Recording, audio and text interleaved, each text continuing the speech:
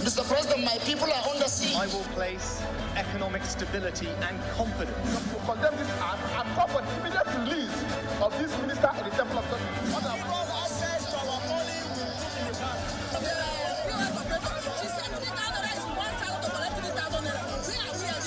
As always said, there are two sets of people on earth, the oppressors and the oppressed. And in between are the cowards and the hypocrites. Which are you?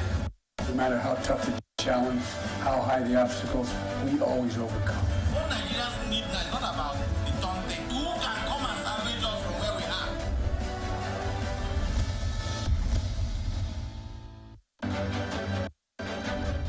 Representing people.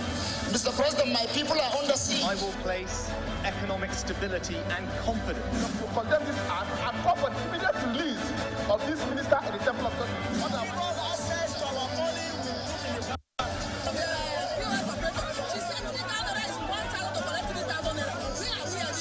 As always said, there are two sets of people on earth, the oppressors and the oppressed. And in between are the cowards and the hypocrites. Which are you? No matter how tough the challenge, how high the obstacles, we always overcome. What Nigerians need now is not about the taunting. Who can come and salvage us from where we are?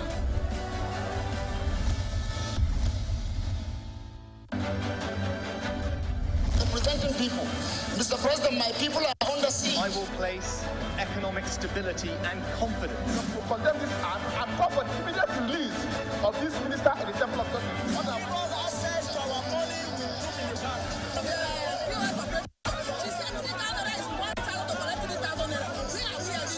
As always said, there are two sets of people on earth, the oppressors and the oppressed. And in between are the cowards and the hypocrites. Which are you? No matter how tough the challenge, how high the obstacles, we always overcome. What Nigerians need now is not about the taunting. Who can come and salvage us from where we are?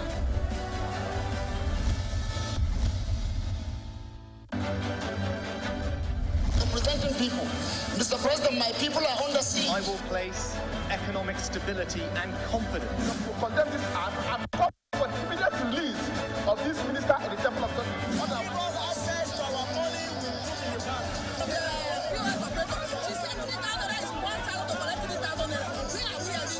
As always said, there are two sets of people on earth, the oppressors and the oppressed. And in between are the cowards and the hypocrites. Which are you? No matter how tough the challenge, how high the obstacles, we always overcome. What Nigerians need now is not about the taunting. Who can come and salvage us from where we are?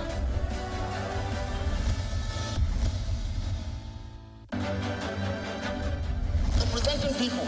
Mr. President, my people are under siege. I will place economic stability and confidence. To condemn this act and call for the immediate release of this minister in the Temple of Justice. On our broad access to our money will put in the bank.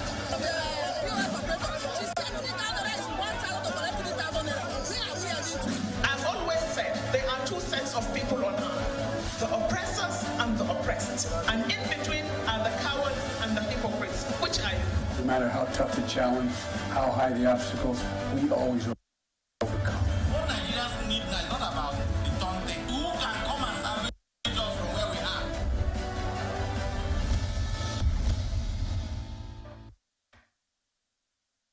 Good to have you on ATN Open Earth this beautiful Sunday. I don't know how beautiful it is from where you are, but the news around the world doesn't seem to make it any easier for anyone. From Russia's Satan II, like the Western world have tagged it, Samosat, nuclear weapon on standby, to the issues around Tel Aviv, around everywhere you look around, there is one issue or the other. Is it that factories are killing people, or protesters are clashing with police force, or African military takeover is happening in Africa? Everywhere you look, there is always something that wants to take your breath away. But hold on, it's Open Air Sunday. Let's get to bring you some of the conversation that will get you thinking, and let's see how we can make Nigeria, and of course, maybe the world at large, a better place. So this morning on ATN Open Air Sunday, we'll be bringing you several conversations, just like ATN Open Conversation, which is the station's flagship political platform. But today we're bringing you a collective of all of the conversations to bring it to the fore when it comes to politics. And I'm not on the studio alone. I have Barrister Arochukwu live here in the studio. But let me bring you the issues we'll be handling. And of course, we'll get you to meet Barrister Arochukwu Paul. Our first point of call on the show today, Aganda J1, PDP say APC will take over Rivers State. And in Edo State, Deputy Governor Shaibu allocated another office outside Government House. Still in Edo State, APC party called for cancellation of local government election, while Governor Baseke hails peaceful conduct of local government election. In governance, Algon advocates for more autonomy in local government administration. And back to Ngoki State, Governor Abiodun predicts a landslide victory for APC. While APC National Chairman Gandhi assures of 99% victory, while they also announced that they have established 8,813 party offices nationwide and launched a political institute. To the nation building, Uzodinma asks Nigerians to be patient with President Tinubu. And 100 days in office, a presidential aide give pass mark to President Tinubu's administration. And in governance, President Tinubu recalls all ambassadors envoy with immediate effect and gives reasons for the recall of these ambassadors. Like I said, we are doing the show this morning with Barrister Arochukwu Paul Obonna. He's a legal practitioner, of course, but he's here this morning as a public social-political analyst, but he is representing he is the National Coordinator for Civil Rights Council. Stay with us to come back to you after the break. Representing people. Mr. President, my people are under siege. I will place economic stability and confidence. To condemn this act and call for the immediate release of this minister at the Temple of Justice. Access to our money will put in the bank.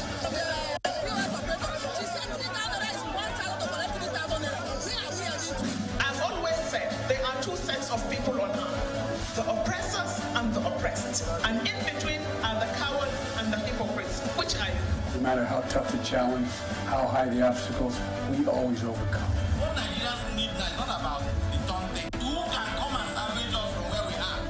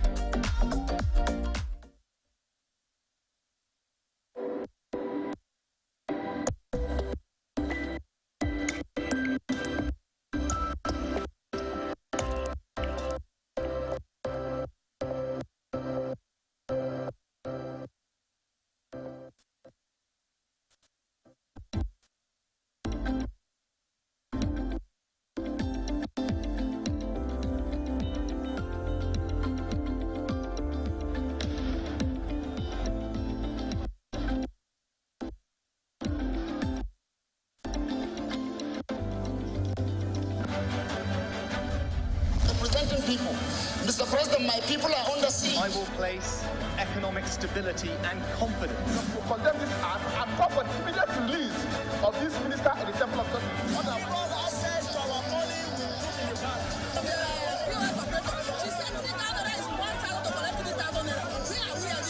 I've always said there are two sets of people on earth, the oppressors and the oppressed. And in between are the cowards and the hypocrites, which are you?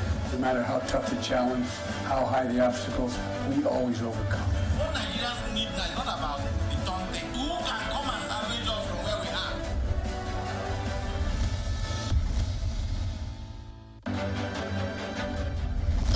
people. Mr. President, overcome. What Nigerians need now is not about the Tonte. Who can come and salvage us from where we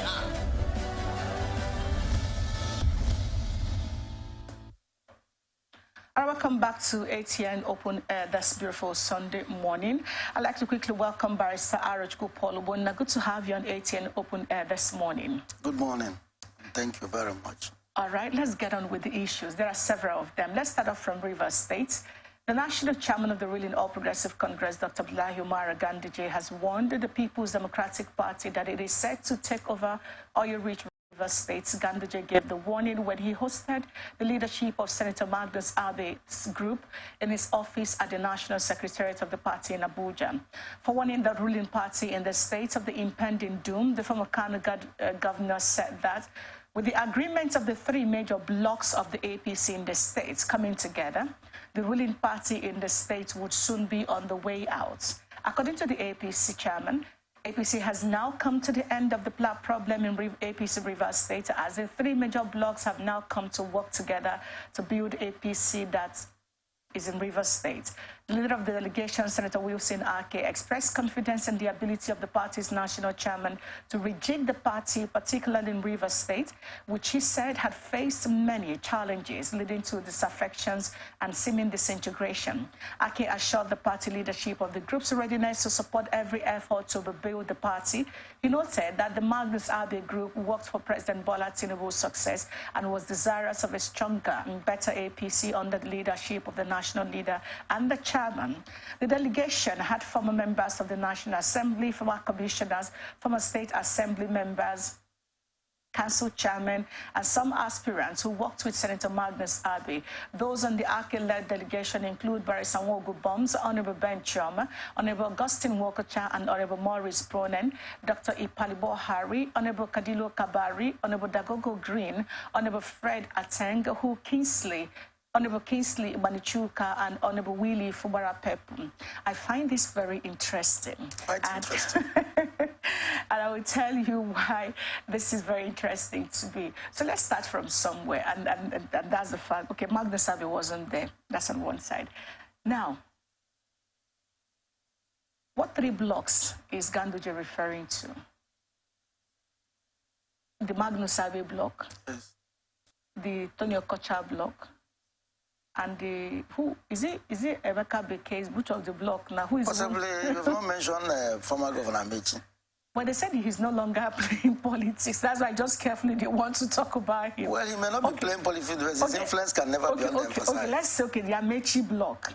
Yeah. Let's assume this is a three block. But at what point did the Magnus Abe now still have a block in APC, if you may? Because clearly, during the elections, he was an SDP member. So help us make all the sense there is in this particular Well, the truth of the matter is that for the Nigerian ruling class, political parties are made vehicles to power. They have no particular attachment to political parties, and there are no ideological underpinning forces or interests aligning them to a party. Party is just a vehicle, no more, no less. And therefore, for political convenience and to access political power, and more importantly, to reap the benefit of power, they jump from political party to political party. In advanced and more stable democracies, it is a sacrilege. It is an anathema for a person to move from one party to the other. In fact, people belong to political parties because of their innate convictions, driven by fundamental and historical ideological underpinnings. In fact, ideology is the fulcrum, the basis, the philosophy, the basis upon which a particular group of people identify themselves with a particular political party. What is an ideology? Ideology, simply put, is a system of ideas highly articulated and internalized and which form the basis of changing society. So a man who is a Democrat in the US and a man who is Republican, both of them believe in democracy. Okay. But the issue is that the Democrat has a way, he believes that we should attain the societal organization. Yep. We should attain political organization. We should arrive at the comfort. We should arrive at development and advancement of human civilization, given this path. We have to be liberal. We have to be more accommodating. Man is a focal point of our being. And to do this, we can make all all manner of compromises and adjustments if only it's the interest of man.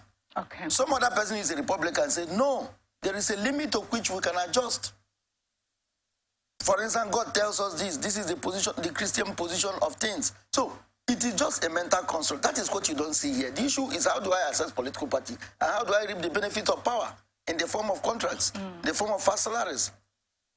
So the fact that you saw a particular politician contest election under one political party does not mean that he cannot alter or change from the other to the other political party if his ambition is not achieved. Or even when his ambition is achieved, he can move from one political party to another. It has happened here severally. So the fact that Magnus Abe contested the election under one political platform does not mean he does not have an enduring interest in another political platform. Very, very possible. And he's not an exception. So he's still a member of the APC, clearly, because these are his people. Exactly, very much. Look at how it happens. You just, what some of them do, it's just that they get the membership card of all the parties. Anyone they are convenient with at a point, they'll flash the card, you know, and progress to do business. When they are not convenient, all they can do is just to say they have resigned from one to the other. That is, if actually they resign, the resignation may just be by proclamation of them out. But whether they have sympathy, whether they have followership, whether they have interest, whether they have one form of investment in all these political formations, of course they do. So Magnus Abe is not an exception. All right, that's interesting. Now, but let's talk about Ganduje. Ganduje said that he's warning the PDP that APC will take over Rivers State. To a lot of political pundits, this is not a surprise. But to several others who may be reading the body language of the former governor of Rivers State, because he's the leader of PDP in Rivers State, as a matter of fact. However, a few days ago, last week, the list of the APC national leadership for the campaign for the governorship elections emerged, and at least for the one for Bayelsa, his name was one of the delegates for the APC. Now, a few hours after that news broke, the APC came out to say, oh, that we're withdrawing that list is no longer authentic. Up to now, we don't know what has become of that. He is serving under the APC government, under the APC administration. The question now is, so he's driving the APC ideology, not the PDP ideology, because this is renewed hope. Yeah. This is not the articles or the PDP presidential campaign ideology, if you may. So now that all of this is here, if he said Ganduje and then came out to say that there is no rush in having him in the party and all of that, but Ganduje is now making a categorical statement. We are going to be taking over a PDP in Rivers State. He's warning the PDP that they're going to take over Rivers State. What do you make of all of this? First and foremost, let me clear it. The fact that former governor is serving in an APC government, to me, is not an issue. Politically, it's not an issue.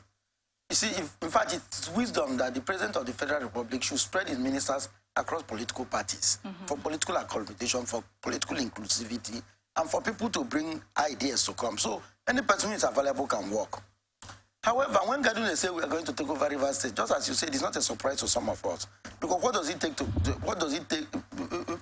cost to take over the state? All it talks to take over the state is for people, just as I said before, to migrate from one political platform in convenience to the other. And once they migrate to the political platform, they use the machineries of the state to facilitate an electoral process when the time is due. And here, victory, boom, there is victory for the party. So, given the way it's playing out now, everybody should expect that, because the idea now is that we need to link up to the center. Remember when the former governor of Ebonyi State and some other people joined the APC, they said they want to link up to the center so that they can enjoy the benefits that come with the center, and they did. So if somebody is already serving with the APC government at the center and the leader of the political party in the state, and of course the idea is link up to the center for political security, for political continuity, to reap the benefits that come with power, definitely handing over the state or aligning the state to the APC and then contesting the election under the APC and facilitating victory, given the instrumentality of the state under APC, is going to be a walkover. Okay. Given the prevailing political philosophy and predominant idea of the Nigerian ruling class. So Ganduje doesn't need to send a warning to anybody. Everybody who is a member of the PDP in this climb should now be getting ready, should now be preparing himself not to be left behind. You should read the handwriting on the wall and begin to make the necessary adjustments so that not when it strikes, it becomes surprising to you. But it will shock you that when a group of people who live for APC, some other people who were formerly in APC will return to take over PDP. So you just see a change of pattern and a change of position between Group A and B. After all, everybody was in one political formation before. Some people broke to another political formation, went to the center, enjoyed the benefit, attempted to take power at the state. It failed serially. Therefore, don't be surprised that when some people move out of the PDP house, some other people will pack into the same house, and then they will just mainly the same position. The most important thing is that they're in power. Or they're in the party. But there's something, let's go back to the first part of the conversation. Ganduje said he has 3 blocks of the APC together. Yeah. Now, he's now set to take over the PDP in Rivers State. That's very ominous, but maybe not as ominous as a lot of people who already suspected that this was going to happen, like you already elucidated. However, in his attempt to take over, have the 3 blocks together and take over PDP in Rivers State, as per the warning. So are we then looking at a situation where the former governor of Rivers State, Rotimi Amechi, and the former governor of Rivers State, Jason Wike, after all the upheavals, will now come together, the likes of Sir Peter Odili, the likes of Sir Celestino Mejia, the likes of Sir Right Honorable Austin Okpara, and Dr. Biese, and all of these people will now come together and become, now, are they going to become APC or PDP? The truth is that there is no quarrel or disagreement among them. Have they ever disagreed? Between Amechi and Jason Wike? There is absolutely no disagreement. The only thing is that every business has its rules and code of conduct. What we see as disagreement among the ruling class is how their business is done by the standards they have set for themselves. It's just how they do their business. Explain that, please. That when they throw words at each other, when they call each other names, even when they call the other thief, when they try to charge the other person to court, when they even fight on election day, it is just the method of their, it is the standard practice of their political business. It's not as if they have issues, because as at the time these men are doing all these things, all the elements involved are in power. They're enjoying the benefit of power. They meet in they hold meetings and they meet. And entitlements due to each other, including those who have pension. Have you seen any governor come to say that he's fighting with a former governor, or that is having issues with them, that his entitlement are not being paid for those who are taking pensions from their states? They have never heard them go to the point of people's entitlements or allowances are not being paid.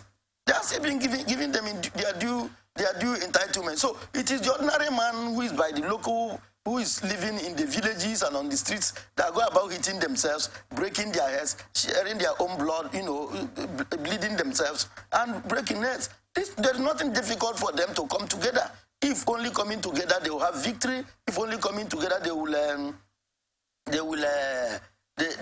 attempt the status of being in power and reaping the benefit of power. And by the way, if the blocks are coming together, of course, they will be infighting, or just the way I said, the way they do their business, they will be infighting and scuffles within and among themselves internally. Definitely, any person who is not well-grounded or strong will be pushed aside, and then the other people will be prominent. But that does not mean the person will not be carried along when they come to share the benefits of power. So it is only this mode, this method they employ, is the only way they remain relevant. Their business is a business they are doing, and that is how it is done. All right. What does the Amechi silence, Scorpio silence, what does it mean for all of the unfolding? We have never seen him congratulate the president of Nigeria at his emergence, or even as a president. We didn't see him congratulate Ganduje when he emerged also as the party national chairman. He has not been seen anywhere doing anything that looks like the APC, or even politics, if you may. So how do you describe this silence if you're talking about 3 blocks that he happens to be one of the blocks? Well, the silence of Amechi to me is wisdom. Okay. Remember where we are coming from 2015. Remember the struggle in 2015. Eventually, they joined APC, eventually became a minister. The struggle, the scandals, the quarrels before he became a minister. Remember the struggle in 2019. Remember contesting the primaries and everything. If I were him, the best thing to do at this point in time in my political journey is to be quiet, to sit down and watch. But that does not suggest that he doesn't have interest in politics. That does not suggest that he doesn't have followers or he doesn't have structures in politics. But he may not be very comfortable with a lot of things.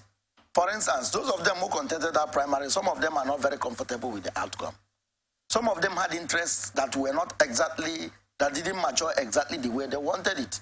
Of course, at the level of the state, you saw how things panned out, and you saw the complaint and the press statements he gave before, during the elections. So, with all these issues, with the matter in the tribunal, it is time to do some internal self-keeping, introspecting, retreat, and examination. Okay. But everybody who knows him very well knows that it's like a lion targeting a game, sitting quietly somewhere to lay an ambush. And I guarantee you, with an ideal time, he's too young to say he has retired entirely from politics. And he has no impediment. He has the capacity. He has the strength. So he will launch out. It's a matter of the appropriate time to launch out. And he will launch out. All right. So you totally applaud this silence. Exactly. If that is the ideal and the most appropriate thing to do at this moment. By the way, we are joining issue with who? Who are you joining issues with? And if you look at his status well, most of the people, some of the evolving issues, these are not people you can join issues with by virtue of his age, by virtue of his political attainment, and the virtue of the successes he has gotten in life. And therefore, if you have to be very careful so that you don't get yourself insulted. So the ideal thing is to be quiet for a time, wait for the appropriate time, and launch. All right. I hope that political students or aspiring politicians are taking notes. Now, let's get into Edo State. The disagreement between Edo State Governor Godwin Obaseki and his deputy Philip Shaibu has deepened further. As at yesterday, when a new office was allocated to the Edo State Deputy Governor outside the government house. The Edo State Procurement Agency office is located in a building at number 7, Dennis Osadebe Avenue, near the government house. The building has been refurbished with a sign Office of the Deputy Governor. The building was commissioned by the former Governor Adams Oshiomhole on December 16, 2014. However, contacted the Chief Press Secretary to Shaibu Musa Mayana, said the issue of relocating to any office is a rumor because the Deputy Governor has not been communicated to that effect. One of the workers seen in the facility who did not give his name said the job is expected to be delivered on Monday. Well, according to him, I work for the company handling the renovation of this building. Our job is to deliver the project on Monday. I do not know how the signboard got to the entrance of the building. I don't have any idea. I don't have an idea of what the building will be used for. Well, the Commissioner for Communication and Orientation, Chris Nahikare, said if there is a government signboard saying so, then it must be so. Things seem to have gotten to a head. Exactly. Philip Shaibu clearly maybe must have noticed that something was awry, ran to the court to get protection, and now, having got the protection clearly, Obaseki is now devising alternative means to show that he's the governor of this state. And all of this, from walking him out of an event or him walking away from an event, denying him, disbanding his media crew, and all of this, asking him to depend on the Ministry of Information for anything he needs for the media. Now, all of this is simply because Philip Shaibu indicated interest to be the governor of the state. Obaseki was a deputy to a one-time governor in the state, and now he is a governor. This same Philip Shaibu took a stand for him when he couldn't take a stand for himself. So what is the big crime that you think Philip Shaibu must have committed for indicating interest, also for aspiring to be the governor of Edo State? Is it that he lacks the capacity, or that who is he to fit into a shoe that I am fitting in as Obaseki, the governor of Edo State? What do you think is playing out here? Because this seems to be getting out of hand. What is playing out here is the mistake a cheetah, a leopard, a tiger, a lion makes when he's targeting a prey. And he suddenly missteps and there is a little noise and the antelope takes off. He's hungry for the day. The truth of the matter is that Philip must have misstepped. He must have let his ambition and aspiration known too early. And he may not have taken cognizance of his political environment adequately before launching into announcing his interest, either by his body language or by his words. in the game of power, you must play with absolute and maximal caution, and there is no room for assumption. And if there must be an assumption, it must be a scientific assumption. Okay? So, see, you know, from between 1999 and 2003, up to 2007, there was a lot of struggle between governors and their deputies. After 2007, it seemed the deputies learned a lesson and knew the power, they understood the powers of the governors, and understood that for them to actualize their ambition, they have to be very, very patient with the governors. Only the strong and the wild bulldoze their way into power without having been a deputy or not having been close to the seat of power. Only the strong and the wild do it. Others take the part of service or growth. You know, get to the deputy governor, then the governor will hand over to you. And no governor would like to hand over to a deputy that he, in our climb, that he doesn't trust beyond 100%.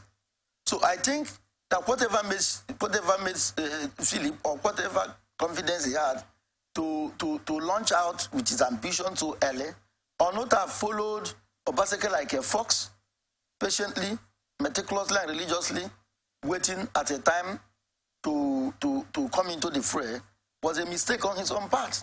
And you can see that Obaseki is already giving him the treatment that governors gave their deputy that disagreed with them over time. First of all, the next thing they will do now is to remove his security aids. Now they have started by removing the media. That is to make you invisible.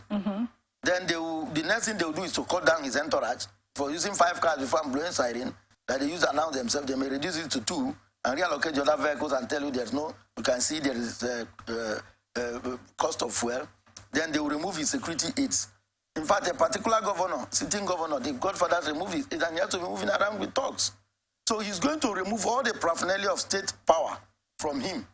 Then if, I guarantee you that the office they are renovating, they want to relocate him there. Possibly they want to move him from the State House to somewhere close to the State House or outside the State House. It's outside the State House. Good. It was a building meant for a government parastatal.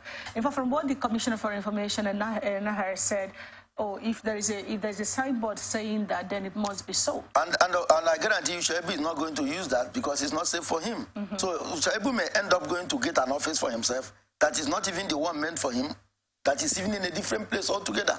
I foresee that his job has ended. As far as that, enjoying the paraphernalia of state power, enjoying the confidence of government, enjoying the protection of government, carrying himself in the full capacity of the government, his job has ended. They'll gradually wind him down. And I tell you more solemnly that the governor, in this part of the world, governors solely control the resources of the state and everything attached thereto. So all he's going to do now is to squeeze political life out of Shaibu as much as possible. But political life is going to squeeze out of him. Is this outside of what the government provides, the allocation he gets as a governor?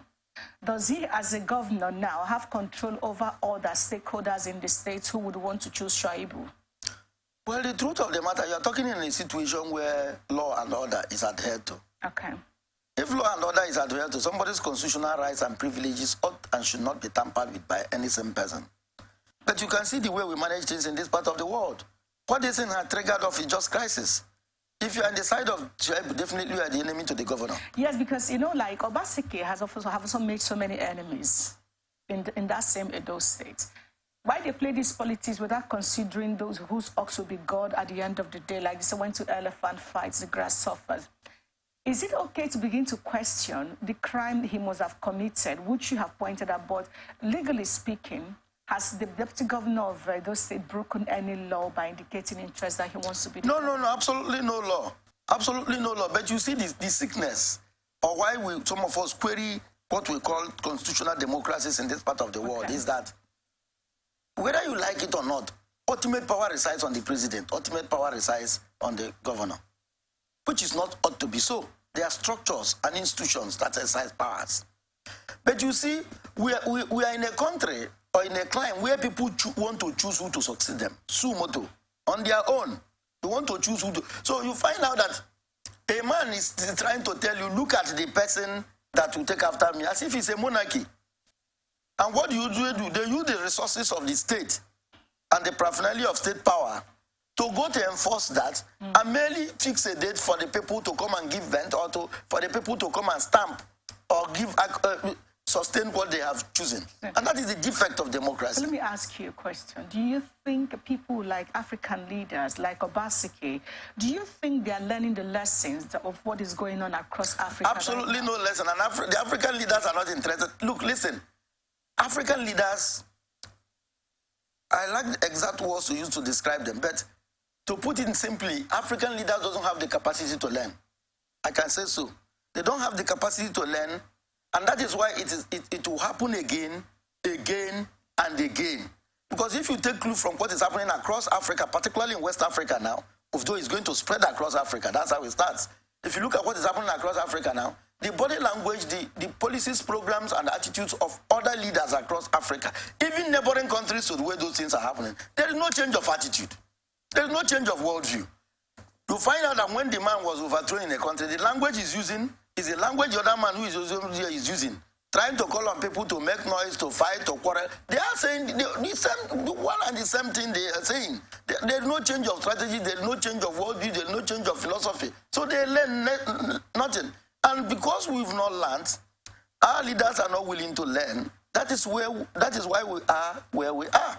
And that is why we'll continue to be in this place for a very long time. And that is why what is happening will continue to happen.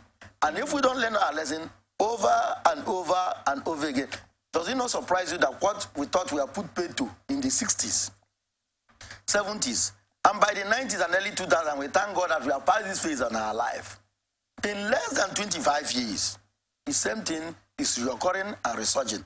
Now, by a generation of children that were not born either in the 60s, in the 70s, but were born in the 80s, in the late 80s and early 90s.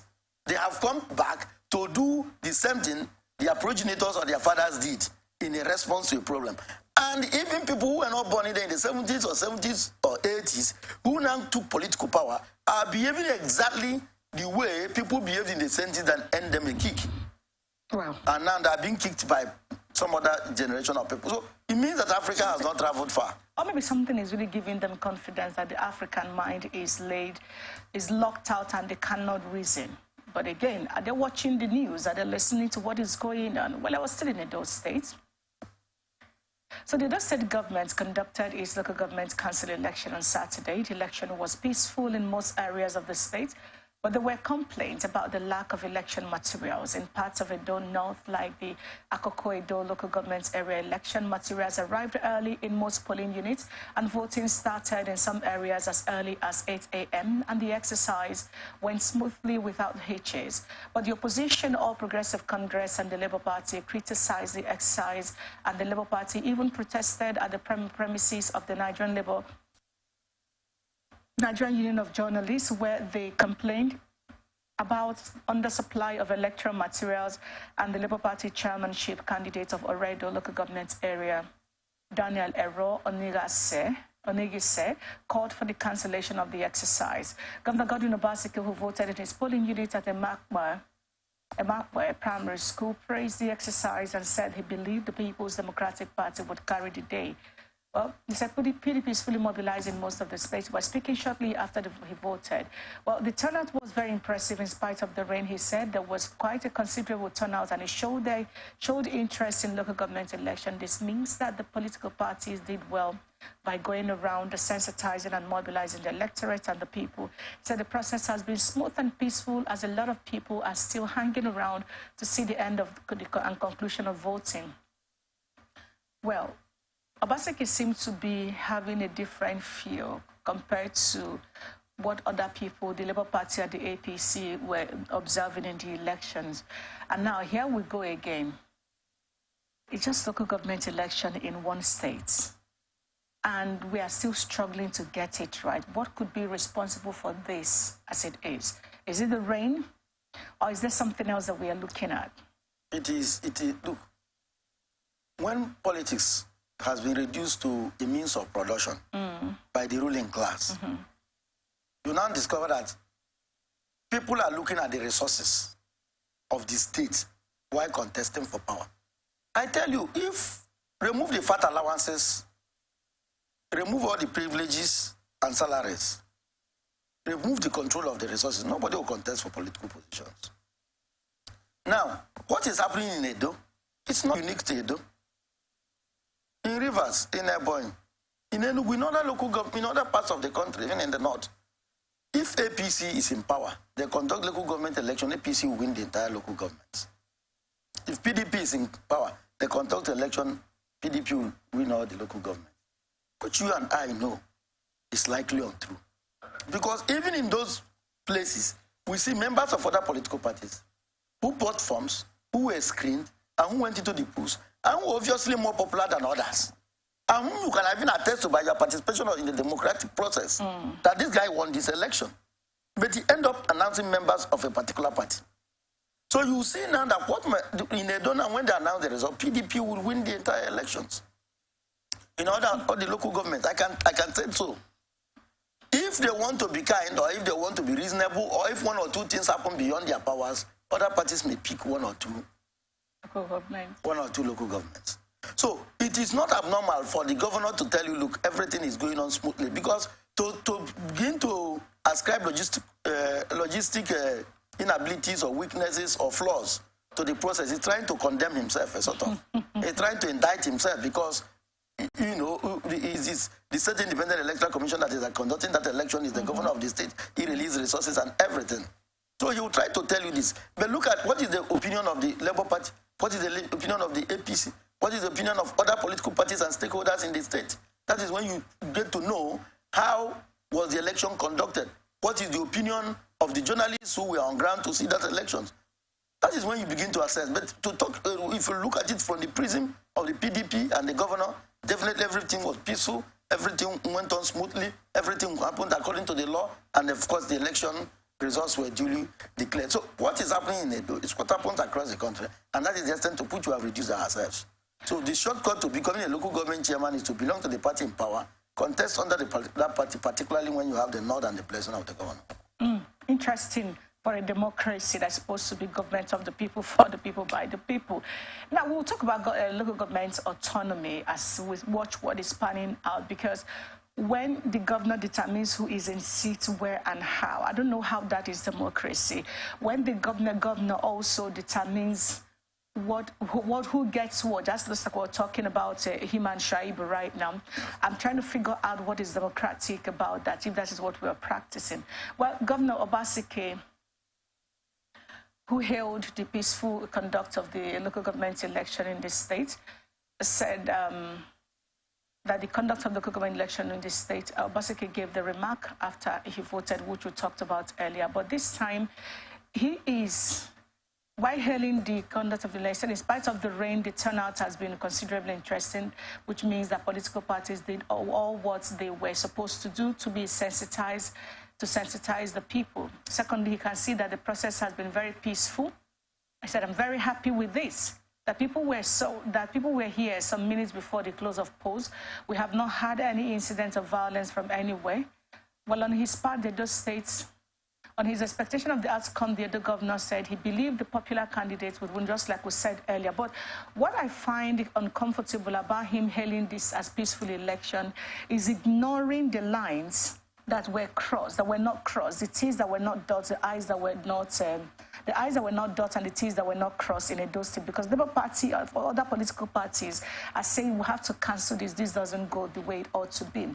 With the PDP taking the major share at the local government election in Edo State, and then we'll talk about local government autonomy. You said that anyone who wants to get into power just goes to the governor and just make sure you're in line with what the governor wants, and that gives you tickets to become the local government chairman, for instance. Now, if all of these are anything to go by, one concern that we have, you were asking now for, as much as we clamor for the local government autonomy, how much of this is actually playing out if this is what we have as local government elections? It is difficult to have local government autonomy. You see, sometimes when we talk about local government autonomy, we talk of autonomy in terms of financial autonomy. Okay? But local government autonomy should be that the local government should function with its own resources, with its own capacity to generate resources, to utilize the resources within its own realm, and to perform its own constitutional duties, unhindered, uncontrolled, and undisturbed by any power, except its power stemming from the Constitution and acting thereto. And you can see that in the local government autonomy, a lot of governors resisted the autonomy. In fact, some houses of assembly even voted against local government autonomy. Because the idea of local government autonomy is to give initiative, power, and strength to the local government to take up responsibilities which are constitutionally allocated to them, and not to depend on the largesse or the goodwill of the governor in terms of resources to get into that place. So it is increasingly getting difficult in a situation whereby the governor conducts, or the state conducts election for local government, and that body is set up by the governor.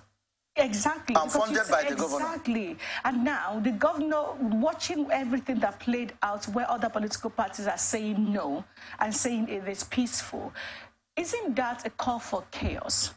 And how do we have a situation where we're going to talk about local government autonomy mainly on the next thing we'll talk about. So how do we even project that local government chairmen would have any form of essence if we have the governor funding the states, the local government election? If we have, because that's where election actually happened. Exactly. Whoever he's bringing it for Edo 2024, it is his ability to control the local government at the time. So how exactly is this democracy? That is what was democratic about some of it. This is what plays out across states in Nigeria. Look, that is the dissatisfaction we are feeling across Nigeria and the continent. Yeah. Does it surprise you that most coups take place in Africa after an election has been conducted? And the overwhelming majority of the populace are kicking against the outcome of the elections? Again, doesn't it surprise you that when a coup happens, that the people go to hail the soldiers and welcome them into the streets? Yeah. That shows an extent of dissatisfaction with the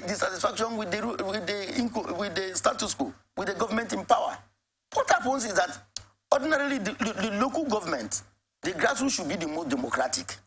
Because at this level, everybody knows the other. You don't need to go further to screen a man.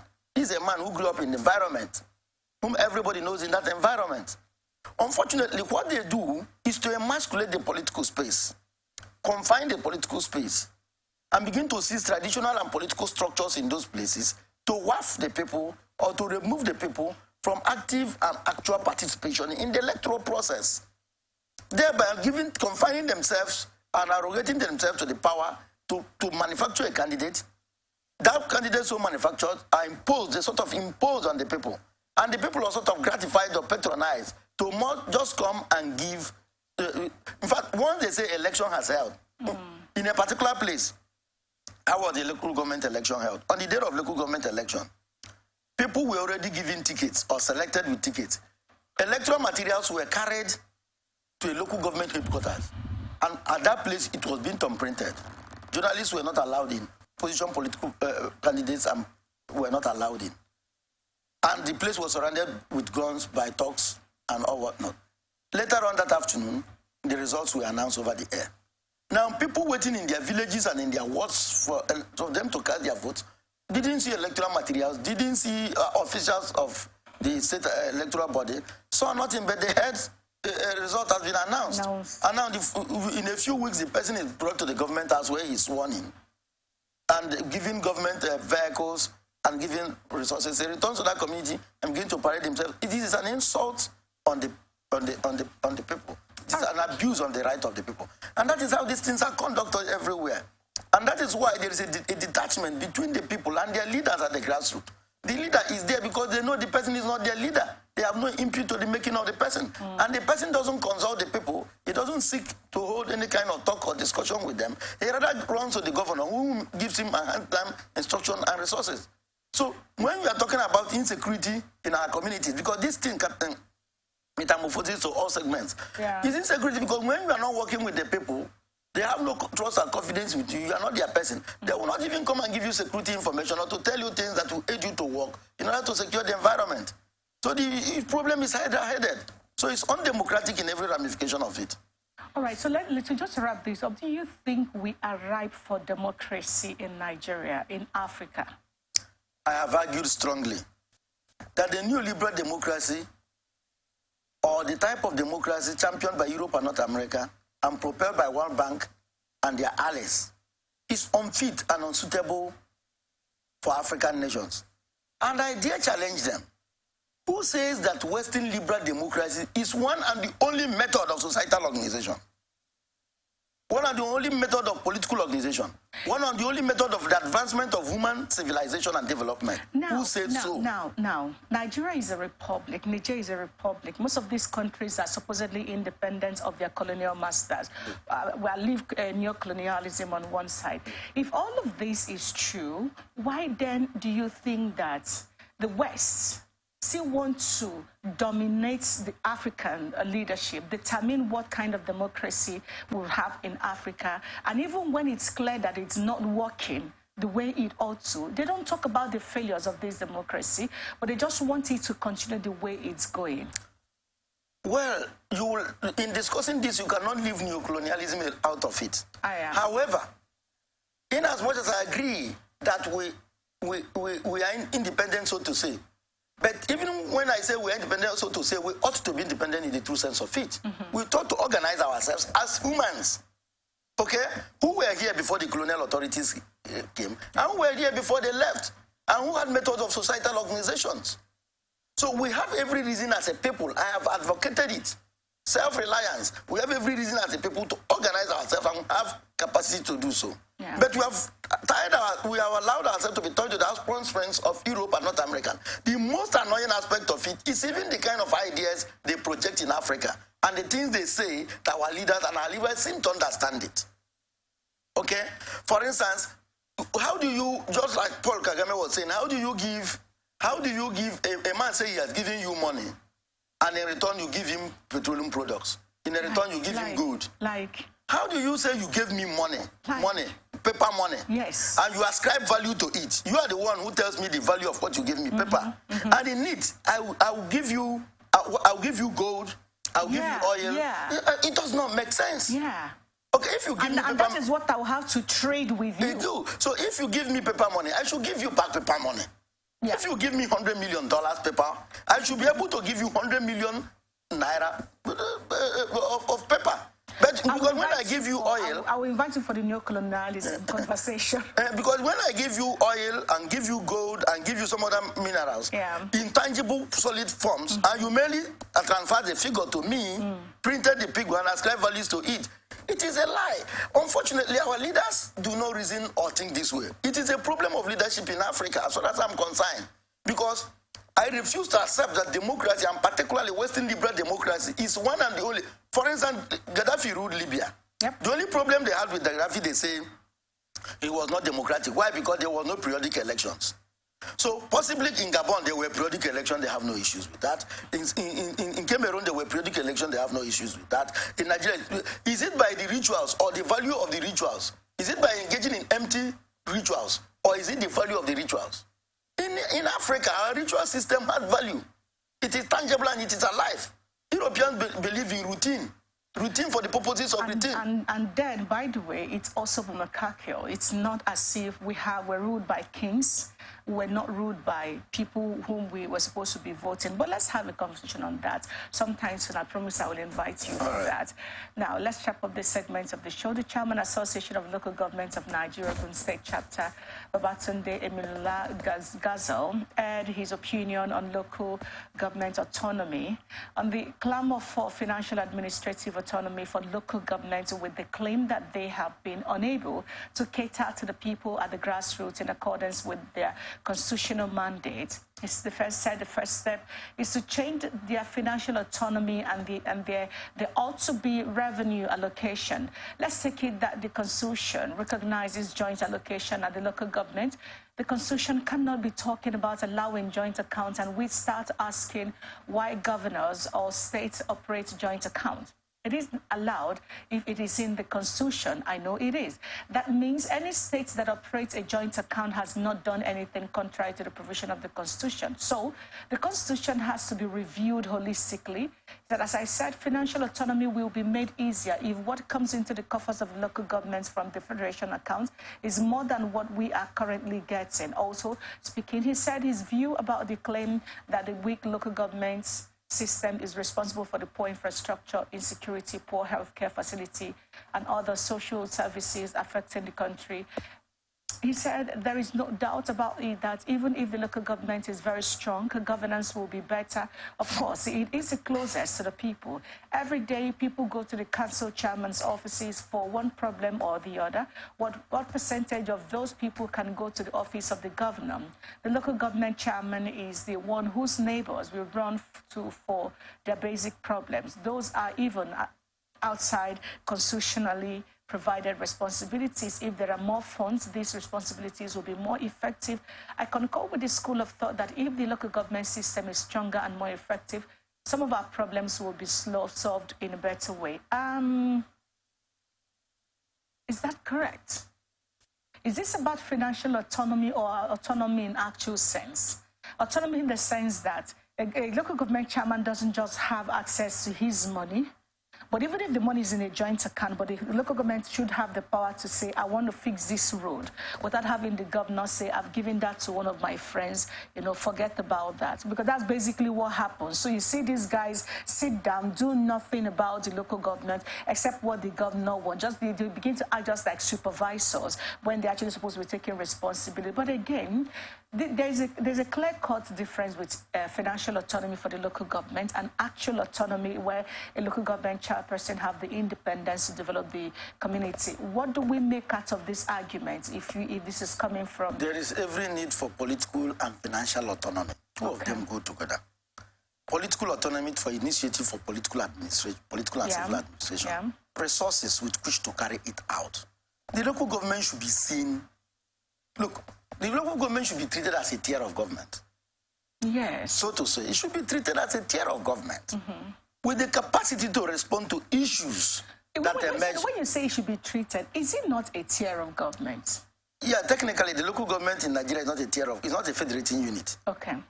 The federating unit is only the states and the government at the center.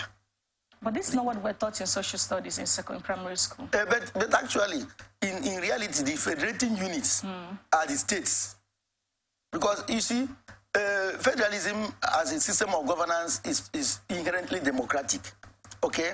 And what actually, the idea of federalism is an instrument used to govern plural societies.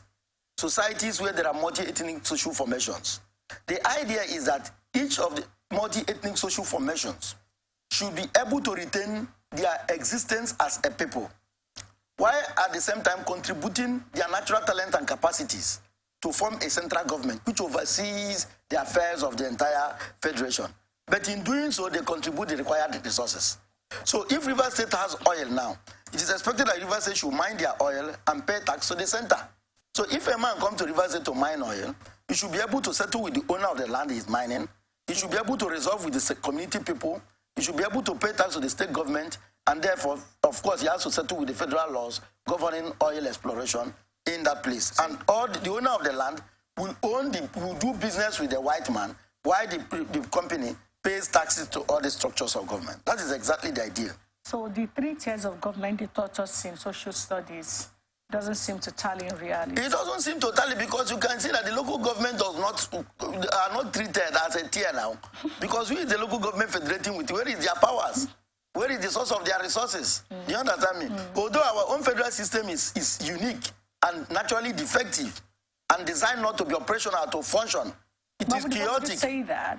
What's effective about our own federation? It is defective because you are federating, you have a situation whereby a central government created the subnational governments. Yeah. It is the central government that created the subnational government. It's even the central government that gives resources to subnational governments. Yeah. So it is defective. So the revenues are generated at the state level, at local government. It's generated at the federal level. The federal government. Federation account. Yes, a situation whereby somebody tells you that land is under control of the federal government. It is wrong. You cannot say that the land, my ancestral land, is being controlled by somebody I do not know. That's the reality. That's the reality, and that's why I say it's defective. So if a man comes to blow grindstone on my land, a found granite on my land, he has to go to Abuja to get a mining lease. Then he doesn't even go to the state. He merely comes to site his machines on my land and start mining. And when I asked him, what are you doing there? He said, I've been given a mining lease to mine something here. It is defective. Yeah, good. So now that you have said it, isn't it safe to say that the kind of federalism we practice is actually a cover for what we had here at the British government, where they controlled everything? So this idea of federalism that we're giving to where you still have to submit everything to the center and then they determine what comes to you. It has a colonial origin. Yeah, it has a colonial origin. What exactly is the difference between what we had then, other than the fact that the white man is not the one taking the lead, but our people are taking the lead, but running the same system? Exactly. What actually the British did was to find a system that will give them control. Because if actually power resides on the federating units, definitely they will lose power. Yeah. Because some parts of the federation, if the federating units, for instance, if we want to do it well, we will have several states. Yeah. Because the idea of why we are finding it difficult instead of the local governments. Good, we have several states. And the states the states on their own will decide their local government system they want to operate. Exactly. They will determine their own local government system. It's not for somebody to tell you we have 774 local government systems. No, the state should determine. Yeah, because what's the difference between the warrant chiefs then who determine who goes to them and comes back and determines what I mean? That is exactly the setup they had.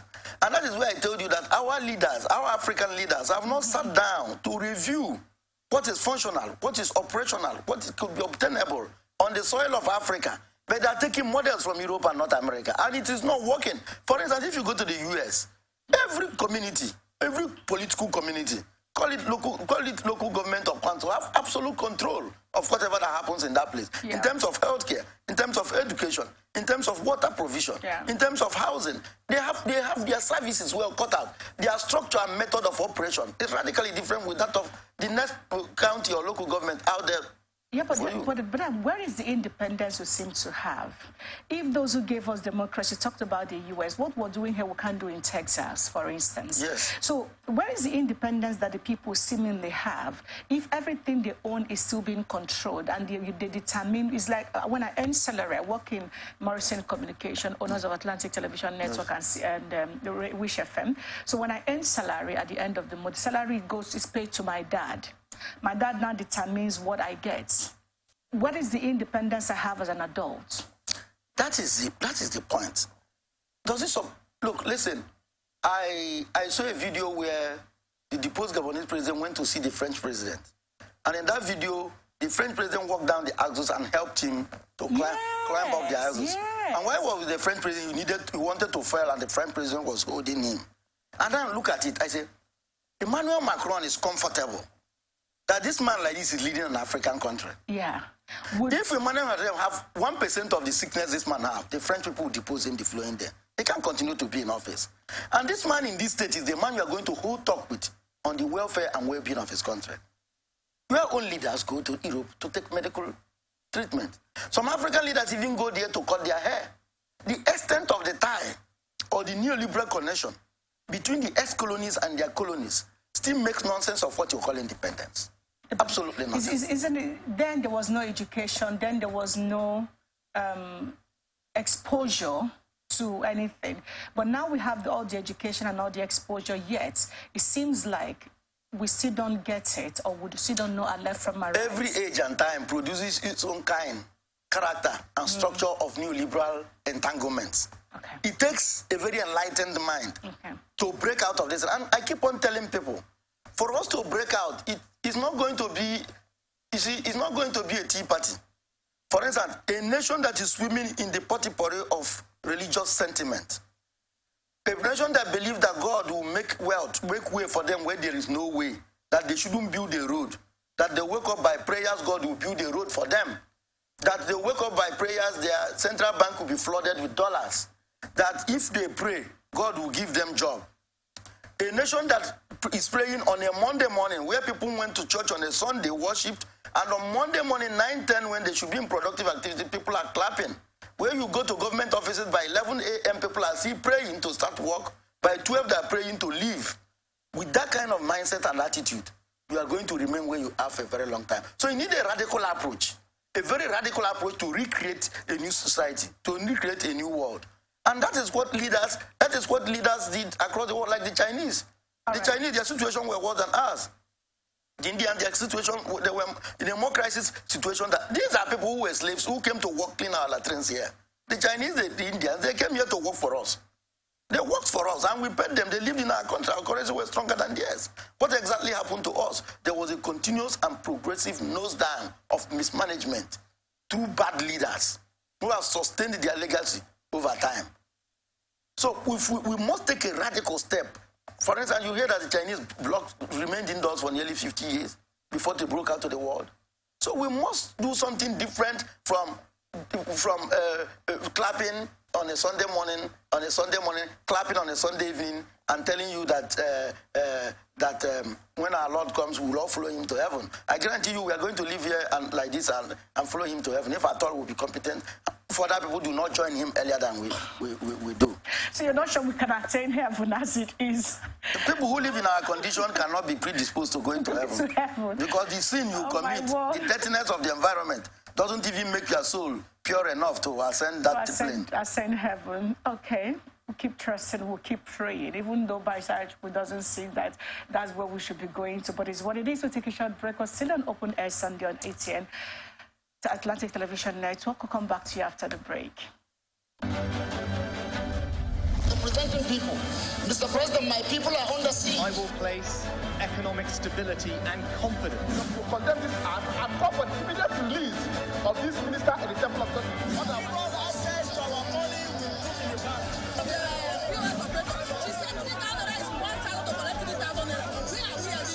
I've always said there are two sets of people on earth, the oppressors and the oppressed. And in between are the cowards and the hypocrites, which I No matter how tough the challenge, how high the obstacles, we always overcome. What Nigerians need now is not about the taunting. Who can come and salvage us from where we are?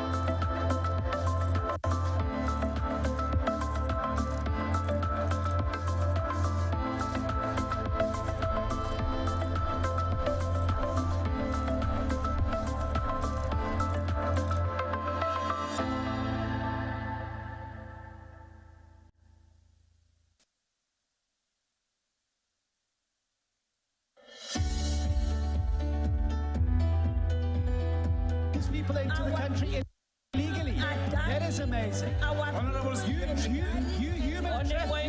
trafficker. Honorable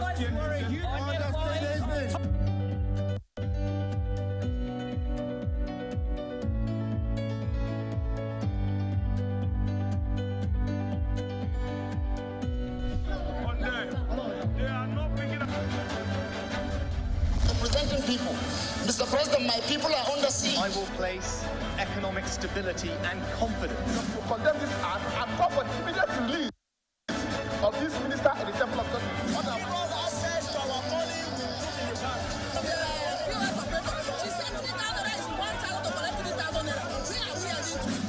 I've always said there are two sets of people on earth, the oppressors and the oppressed.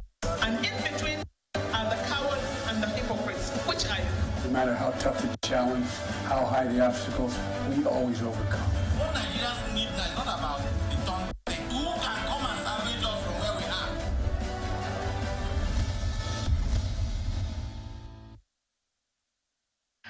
All right, welcome back to Open Air Sunday, everyone. And I want to quickly withdraw my statement. I actually thought Godwin Obaseki was a former deputy governor, but that's an error on my part. I apologize, but let's get on to Kogi State right now. Now, on Saturday, the National Campaign Council of the APC in Kogi State assured the supporters of the party that the party's national leaders across the country will work together to ensure a landslide victory for the party's governorship candidate. That's Usman Ododo on November 11. The chairman of the NCC for the Kogi State governorship election, Governor Dakpo Abiodun of Ogun State, has said that from the information on the ground, there is no vacancy for any party in the Lord Lugard House in Kogi State. Governor Abiodun spoke at the inauguration of the Kogi State National Gubernatorial Campaign Council held in Lokoja. He noted that with the inauguration of the Campaign Council, election victory had begun in Kogi State and commended the resilience and hard work of Governor Yahaya Bello, which he said had led to the restoration of peace and security in the state. Governor Yahaya Bello's outstanding achievements in virtually all the critical sectors of the state are visible for all to see, and I assure you, he said, the next APC governor will build on these achievements in the interest of the good people of Kogi State. The National Campaign Council chairman said, with the results of the last general election that was held in the state, it was certain that the APC would beat any opposition party in the governorship poll. He urged all APC members to join hands in securing victory for the party, stressing that the election was for the party to win with the palpable absence of opposition in the state. Governor Abiodun expressed satisfaction with the caliber of people nominated into the campaign council, describing the election as the first test for President Bola Tinubu and the national chairman of APC, Dr. Abdullahi Ganduje. Also speaking, the co-chairman of the campaign council and governor of Lagos State, Babajide Sanwo-Olu, urged the opposition political party to look elsewhere for votes, insisting that Kogi was a no-go area for opposition parties in the November governorship election. The Lagos State governor urged the people of Kogi State not to be deceived by the rankings of opposition parties, saying there was no alternative to APC, a party that has the interests of the people at heart.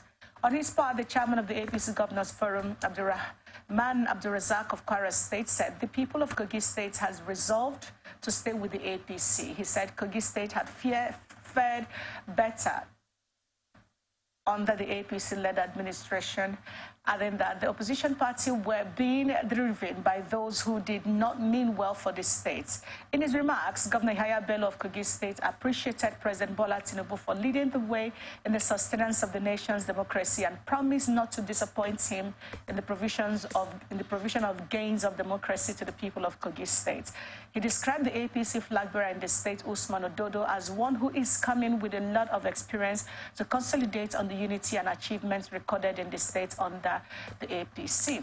Now, this confidence that Abiodun Sanwo-Olu have in Yahaya Bello, does he have that much confidence in himself? The reason I'm asking this question is, if you have really worked well for the people, if you have done well, this confidence will be exuded from your conversation, from the things you're like. We should be seeing samples. Oh, this is what he has done, and all of that. But why is it that this is more of a rhetoric, political rhetoric, than actual substance? If Kogi people are going to stay with the APC, since the APC belong to Kogi State and Kogi belong to the APC, what then is the essence of having other opposition party, for instance, try their luck? Well, I see all their words as the mere flowery words, okay, of the Nigerian political class. I don't expect them to say anything different from what I heard. Even where they have done badly, beyond description, they still come out shamelessly to tell the people very beautiful things. I doubt the extent of performance of Yahaya Bello.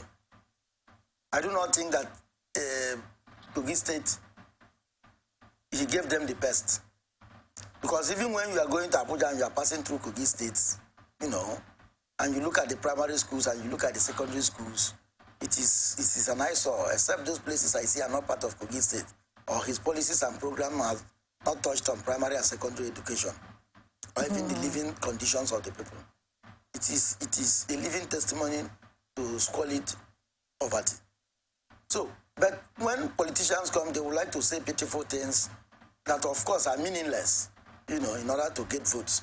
And it's left for the people to see how they can change the politicians, reason it out. But the Nigerian politicians and the Nigerian people are very unique people. The politicians have a way of patronizing the people, gratifying them and having their way with them. If not, given the overall rating of the APC since 2015 till now, and particular rating of the APC in Kogi State, on Senate climb, they have no reason to be putting forth a candidate and be saying that they want to contest an election. But this is where anything goes. You rape the people to their face, you still call them on a meeting, and you begin to castigate and call them names, and the people will look at you and get away with it. Their chances of winning the election is their chances of winning the election is there, given the way we conduct our elections. Okay, I wouldn't be surprised that they won the election and they have a landslide victory. After all, we were here when elections were conducted both at the local governments, in the states, and at the national, and we saw the kind of victory our politicians have. And that is the kind of victory that makes Africans come to hell soldiers if one day they wake up and choose to act to the contrary. That is the kind of victory that makes Africans choose to vote out a particular political party overwhelmingly, and the political class will be resisting such mass protest votes against them and be using all manner of methods to see how they can frustrate the people and cage the system for their own stay in power. So that they win, to me, I can assure you that they will win the election. Win in the name of win, that they will have more figures in terms of figures ascribed to APC than figures ascribed to PDP and the other party. Likely they will have more figures. How those figures come about, it's only God knows. And we'll be here to bring all of the details to you all. We're still in Kogi State, everyone. A whole lot played out yesterday during the campaign, a flag off of the campaign for Kogi State. Dr. Maro Gandu JSM yesterday urged the people of Kogi State to support the All Progressive Congress with 99% of the votes cast in the state's upcoming governorship election on November 11. The national chairman of the APC urged party members, supporters on Saturday at the inauguration of the national and state campaigns for the November 11 governorship election in Kogi State.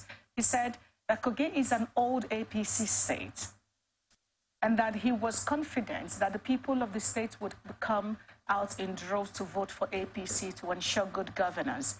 Today, he said, we are officially inaugurating the state campaign committee that will join hands with the National Campaign Committee and the LGS Campaign Committee to ensure victory at the polls. You have tested good governance from Kogi, Governor Yahaya Bello's administration, and as a party, we hope to do more with our flag bearer, Alhaji Usman Ododo, once elected into office. Ododo is your son, he said, whom you know very well as a very loyal and hardworking person that is ready to serve you and the state in the capacity of governor. We are expecting nothing less than 99% of victory vote from the people of Kogi in this forthcoming election. He said, Alhaji Yahaya Bello gave assurance that the citizens of Kogi were ready to cast their vote for APC, given the choice of a credible and articulate candidate in the person of Ododo. This 99% victory, again, this confidence, again, is a bit disturbing, and I'll tell you why it's disturbing. Some things played out during the general elections, earlier part of this year. This kind of conversation was what kept, coming out from the APC.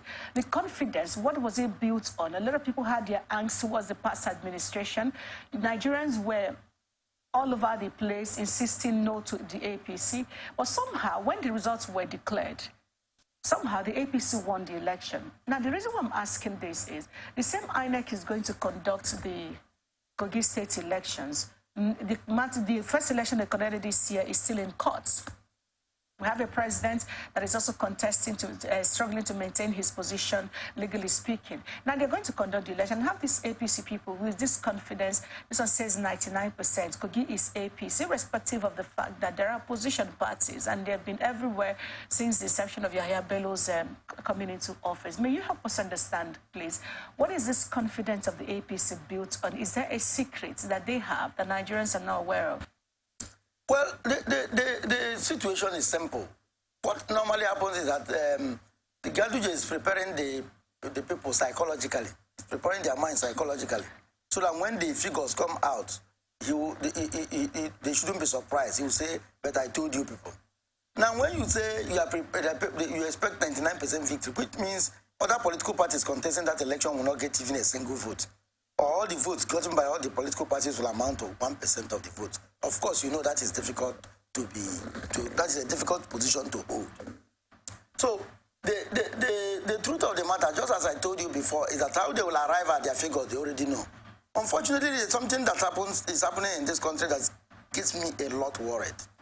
Politicians have this mindset that they can do anything they want and maneuver the court system. And it is very, very annoying to me because they're beginning to ridicule the judiciary, ridicule the legal profession, and make nonsense of them. Because what they normally do is to violate the laws, cause crisis everywhere, create problems, and they will now carry all these crises and dump it in the judiciary and say determine, and begin to see how they can hijack, manipulate, skew the system to favor them. And that, by so doing, they begin to rub the mud off everybody. They begin to twist the lawyers, and twist the judges, and twist the entire process and the system, getting it unduly stressed and forcing people often to do what they don't want to do, and putting people to be in a very high moral standing, and often creating the bigger problem of the judiciary, which is putting the judiciary in a position whereby the public pass a judgment even before the judiciary reaches a verdict. So that at the end of the day, when the judiciary reaches a verdict, irrespective of any verdict, how sound that verdict is, if it does not accord with the ordinary expectations of the people, giving misinformation, you are even, as a judge, you are in trouble. You are even a target. And your entire career and person is being ridiculed. People begin to talk, you don't know what you are doing and all this. And these are created by the political class. So I think even the judiciary has a responsibility to begin to throw this thing back to the face of the politicians, by making very strong and damning pronouncements against them, forcing them to retrace their steps and to act with caution. If not, they will always have the judiciary to invalidate and to confirm what is difficult and what is highly, highly manipulated. So when people come out to make this kind of statements like Ganjude, I describe it as treasonable statements, and they get away with it, and they give themselves a pass mark in a country, in a state. We know the incidence of poverty. We know that nothing has happened to education, nothing has to water supply, nothing has happened to housing, workers are not paid, allowances are gratuity and left and abandoned there, state resources are being freighted away. Today EFCC is chasing this person, chasing the other related to the state government, money abandoned in court and in the banks and all that. So it is very, very, very, very annoying, and it goes back to our earlier discussion that our political class have nothing, and they are not designed by nature to learn anything until the inevitable and the worst happens to them. It's a very, very unfortunate situation. I can say it again and again that I won't be surprised that a day or two after the elections, that they get 99%, if not 100% of the votes, making us believe that PDP, SDP, all other political parties have not gotten any vote. But if you stretch the discussion a little bit far, you will agree with me that PDP will do the same, SDP will do the same. So we're not just talking in terms of it is APC, it is the sin of APT, it is the sin of the Nigerian political class. Because whatever APC is doing today was exactly what the PDP did in their years, or just a little improvement on it, if at all. All right, thank you very much. There's another part of that story in Kogi State yesterday that also made the news. This time, the National Chairman of the ruling All Progressive Congress reviewed plans to establish functional party offices in all the 8,813 wards across the country to bring the party closer to the people. Ganduje also disclosed that the APC is at the concluding stage of establishing a National Institute of Progressive Studies. While speaking on Saturday in Lokoja, the Kogi State's capital, his APC National said that Ganduje called on all party members and stakeholders to rally around the APC governorship candidate Alhaji Dodo and Usman.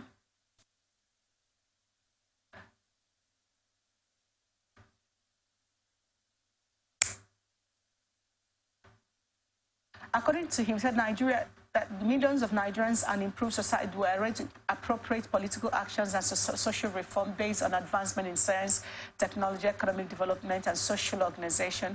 Ganduje said, I would like to therefore call on all our party members and stakeholders to rally around our candidates so that our party will succeed. But by so doing, all the legacy projects would be sustained and there will be continuation in governance. As a party, we are committed to working hard individually and collectively to realize these goals and objectives. It is pertinent to also note that we have initiated and concluded plans to structure our party into a truly grassroots progressive party by opening full-fledged and functional offices in all 8,813 wards in Nigeria.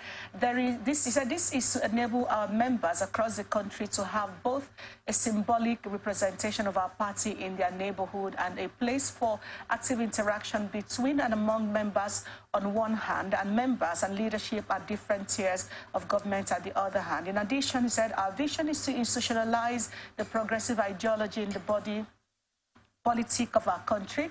We indeed believe the progressivism as a political ideology can be deployed to improve the lives of millions of our compatriots and improve our society through appropriate political action and social reform based on advancement in science, technology, economic development, and social organization. To crystallize this vision, we are at the concluding stage of establishing a National Institute of Progressive Study.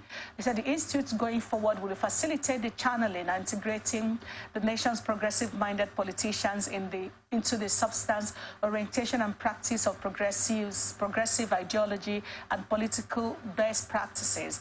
According to him, this will certainly amplify our differences from other political parties that are only interested in capturing power.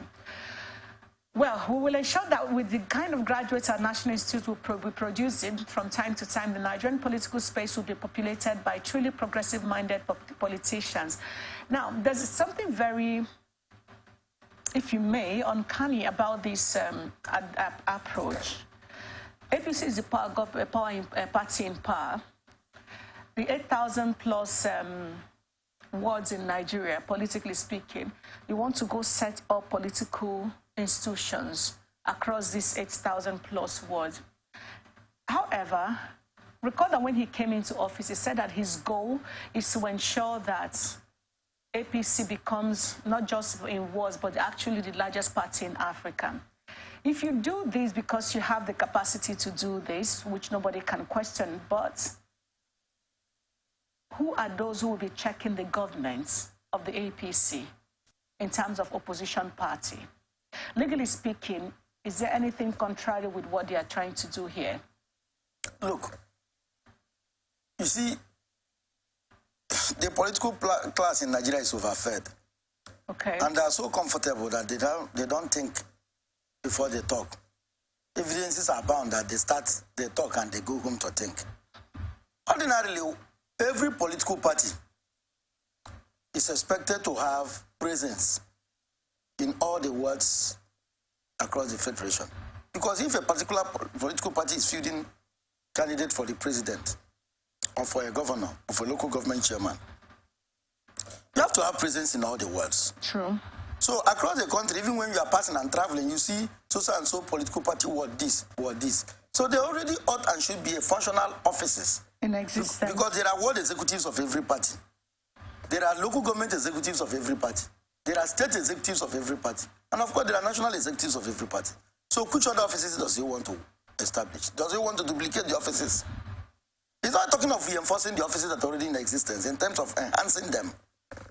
I would have wanted him to say that the APC will work towards the integration of all words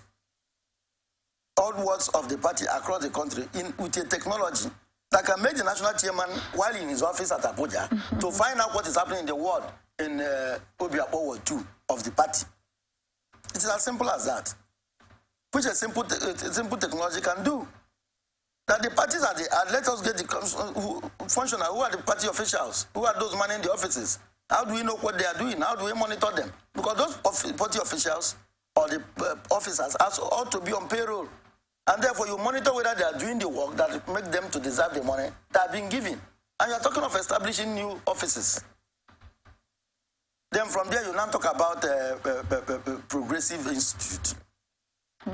Progressive Institutes, what politics is he going to teach in the process? What is particular about the APC as of today that what being learned to the extent to being transmitted to the youths and being sustained in the Nigerian society in the form of ideology? They talk as if they fell from the moon and all of us are coming from a strange planet. All of us have been here with the party since 2015. We saw the performance of the party for the past 8 years. We saw how the election was conducted in 2015, 2019, and 2023. And we saw the progress being made by the party. So what again, what particular, let him tell us the particular ideals, since he has turned into a political theoretician. You know, let the theoretician tell us the formula, you know, how he's arriving at his theory, the components of the theory, and how he's arriving at progressiving, and how the elements of those progressiving, when transmitted into the Nigerian youths or graduates of the Progressive Institute, will be able to help us in building Nigeria. What particular is he talking about? It need to be particular. And that is the problem of political discussion in Africa. We talk in very high-sounding languages. Nobody cares to meticulously, religiously break down an idea to achieve a purpose. A man comes to tell you, I'm going to build a road, I'm going to build school, I'm going to build market. In a world where resources are limited by human rights or unlimited, the people ask him, how do you hope to build the road? How do you hope to build the school? How do you hope to supply us water? Between water and school, which one is more, do we need more? And how do you hope to sustain it after you have built it? These are some of the cardinal political questions that we should be asking political leaders. Not just to accept that they have the capacity. Government doesn't have the capacity to do everything. Not the least to do everything at the same time, but government can do certain things. Rather, in certain clients, what government does is to create a conducive environment for the people to explore their potentials, to grow, and to develop society. It is not the exclusive responsibility of the government to provide everything. But have you created an enabling environment that the human initiative, the human brain, the human ideas can thrive in society to generate the wealth needed for the advancement of the human civilization, the advancement of the human person, the advancement of society, which ultimately brings development. So, Ganduje is speaking in very high-sounding words. Ganduje is not being particular, and it's nothing but a mere political statement. Okay, let's quickly look at Governor Uzodimma's position on some of this issue. The Imo State governor asked Nigerians to think positively about the administration of President Bola Tinubu. While speaking on Friday, Uzodimma said Nigerians must reduce lamentations and agitations regarding the policies of the Tinubu administration. The Imo State governor said the desire of the president to recover the economy is so strong and impeccable, adding that every reasonable mind in the country should support the president. Time has come for us to begin to wear our thinking cap, think differently and positively, reduce lamentations and agitations, confront the challenges before us as a people. It is not about government or Mr. President. Uzodimma said it is about our country. Collectively, we must decide to recover our country. We might not like the face of the man in power. You might not like the face of the president, but you should listen to him to understand whether he is making some sense or committed.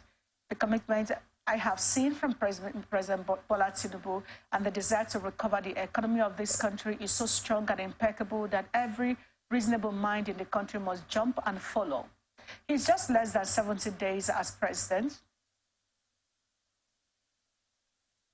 And people have started lamentations. I think we should be positive thinkers and think correctly as citizens. On May 29, Tinubu was sworn in as the president of Nigeria. He has now spent 98 days in office.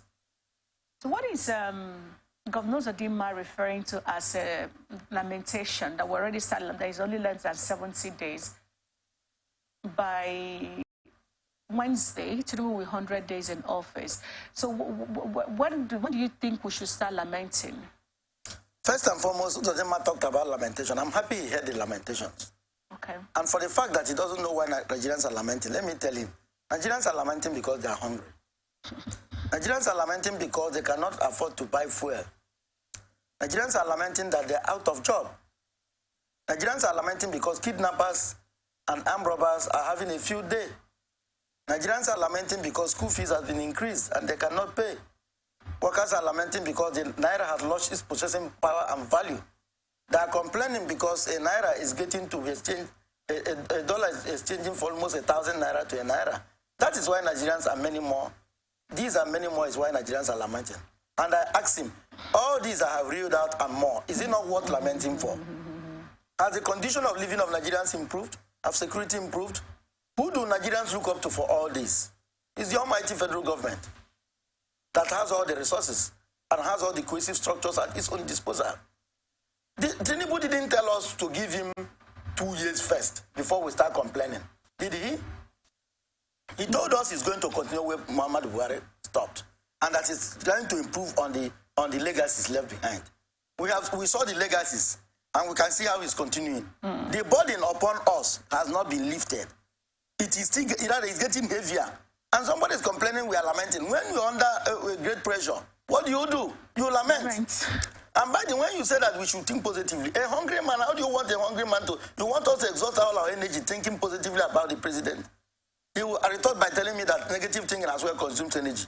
But thinking negatively is what happens when poverty has engulfed a man, when he cannot feed his family, when he's under the yoke of insecurity, when such a man cannot pay school fees, when he cannot fuel his car, when he cannot even fuel his gen at home, when his salary take-home salary cannot take him home, when he's being owed arrears of rent. That is what naturally thinking negatively. In fact, men commit suicide under such economic burdens. He's aware.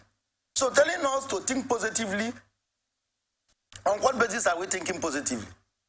He has every reason to think positively because he's living on our commonwealth. His salaries and allowances are there. His meals are assured. His mode of transportation is assured. Everything about him is being paid for at the state. And he's having a comfort, the best first-class comfort. So if Uzodinma is thinking positively, he has every reason to think positively because everything about him has been paid up front. But for we who are working out the resources, who are taking out the living with which is giving first-class treatment, and we are not receiving commensurate service for the money we are paying, we have every reason to think negatively. And therefore, that shouldn't bother him that we are thinking negatively. We ought and should think negatively. If they are not comfortable that we are thinking negatively, let them kickstart the process of rejuvenation of the economy. Let them crash the dollar Naira to be higher than the dollar. Let them put security measures in place to protect us at night. Let us buy fuel for 100 Naira a litre, as we bought before in this country. Or let them reduce it to 97 Naira a litre. He knows what to do and Nigerians will think positively. But if under this condition you want Nigerians to think positively, it's difficult. All right, let's look at something from the IPOB group, and then we'll go back to the envoy that was recorded yesterday. So the indigenous people of Biafra on Saturday raised concerns over the continuous detention of Mazi Nnamdi Kanu. IPOB said the only way to save Nigeria is to release its leader, that's Mazi Nnamdi Kanu. So IPOB in a statement while condemning the Save Nigeria movement who criticized the House of Representatives Ad Hoc Committee Chairman Obinna Agocha for his remark on Kanu. Now recall that the lawmaker Obinna Agocha had called on the Nigerian government and Department of State Services to release Mazi Nnamdi Kanu unconditionally from solitary confinement following an investigation by the Ad Hoc Committee. Now, after much deliberation at the chambers on the level of insecurity throughout Nigeria with emphasis on the southeast, the Ad Hoc Committee chairman gave the only solution to ending insecurity in the east as the release of Kanu. However, IPOB said the unguarded attacks and petitions from a shadow-chasing group called Save Nigeria movement against the Federal House of Representatives and Ad hoc Committee Chairman Honorable Bina Agocha for saying the truth about the illegal detention of Nnamdi Kanu shows the group is clueless. Now, IPOB spokesperson Mark Powerful accused the Save the Nigeria movement of displaying their bigotry by casting aspersions on Agocha's image. A statement by Powerful said, "We, the indigenous people of Biafra, led by Mazi Nnamdi Kanu, said, how can, from a group to save a dying nation, and at the same time promote the demise of the same country through their display of ignorance." Said, if Save Nigeria movement members are not deluded, they should retract their unguarded statement and petition against Agocha. Also, they should tell the Nigerian government to respect her own rule of law by releasing Mazi Nnamdi Kanu unconditionally, as the courts have declared. By doing so, Save Nigeria group can save Nigeria if they wish to really save Nigeria. Now, the House of Rep members went on investigation, and that investigation, or to check what the things going on in the Southeast, and then they came up with the fact that the only way out of that is to release Mazi Nnamdi Kanu, who unfortunately is still in detention as we speak. The Save Nigeria movement seemed not to find that funny, and so it's now between IPOB and Save Nigeria movement. But if you may, what exactly is wrong in the Agocha's position to say, or the committee's position, as a matter of fact, to say, hey, if we're going to get it right with security, if there's really desire to make progress, then let this man go. What exactly is wrong with that call? When the Agocha committee, which is a House of Reps ad hoc committee, yes, they carried out an investigation and they came up with a report. Yes. The Save Nigeria group, do they have a counter report? None that we are aware of. Good. So if the Save Nigeria group want to criticize Agocha and his group, what they should do is to do an investigation and come out with a counter report so that we can compare and contrast the reports. But in the absence of such, on what basis are you saying criticizing Agocha? Whether anybody likes it or not, there is insecurity in the country. And the Southeast has not been what it used to be in terms of peace. And whether we like it or not, from the moment the IPOB activity started to the moment the government injected violence into it through outright collusion with them, to the point Nnamdi Kanu was detained, it took a new turn. The insecurity took a new turn. So there is no doubt in anybody's mind that if you release Nnamdi Kanu, that a component of that insecurity will be dealt with. In fact, it even gives the federal government a moral ground to begin to question others if anything happened thereof. But you ask us to release him. What are you guys doing? Or what is still happening there? So I wouldn't know why people are finding it difficult to comply with this. And again, it is surprising to me that Mazi Nnamdi Kanu was arrested. Mazi Nnamdi Kanu was brought into the Federal Republic of Nigeria. He was tried to court in a Nigerian court. And Nnamdi Kanu brought his own lawyers, and the federal government brought their own lawyers. And the cost of first instant gave an order he should be released on Nigerian soil. Now, that order was not complied with. Let us agree that the federal government has appealed, and therefore, they have gotten a stay of execution, let the status quo stay. But it is surprising to me that they lost the case, given the noise made, given the media reports and everything. Was it that somebody didn't do his work well before charging him? Now the matter is going on, is pending before a higher court. Okay, no problem. Can we arrive at a political solution on this? Because we have already arrived at a political solution in some of these things. Nnamdi Kanu is not the only person in Nigeria that has told this part. Right from the First Republic, we have had leaders in this country who had a very different political opinion and idea. And we even sought to radically pursue them. And we try to reach a middle point in order for us to progress and go beyond where we are going. So I don't know why they are finding it difficult for us to reach a political solution on the issue of Nnamdi Kanu. To me, the advantage is that once that is done, we will be able to look at others to say, on what basis? You said this is your grievance. Every other thing you are talking about, okay, let us talk about that one. But this particular one, you say, if we do this, you do that. So we have done this. Why is it that you're not doing that? But unfortunately, nobody is talking, and the whole place is in a complete state of chaos. So if anybody wants to challenge Agocha, let the person do his own verification and counter Agocha's report. Then provide a superior argument. Then when you provide a superior argument, we agree with you. But if anybody is trying to say that Nnamdi Kanu should not be released, that what the person is trying to say that Nnamdi Kanu has no hand or is not connected, or his detention has nothing to do with insecurity in the South. The person trying to say Nnamdi Kanu is different, insecurity in the South is different. Now, calling for his release and the call for political, to release him on political grounds, and the House of Rep weighing into this, is this being politicized in any way? Of course, it's politicized because immediately Agocha and his group came up with their committee came up with their report. Do you understand me? Definitely the same Nigerian group came up with their statement. Okay. But remember that I know Agocha's group, who is a member of us, must have acted as a member of an ad hoc committee by the House of Reps. Yes. Agocha ought to give his report back to the House of Reps. The House of Reps should use that to make a resolution, which will be part of the executive for implementation. So, if the House of Reps is still of any relevance in our constitution and of any use to us, they should act on Agocha's report. Let it get to the executive. Let's see whether the executive will ignore such a report in toto.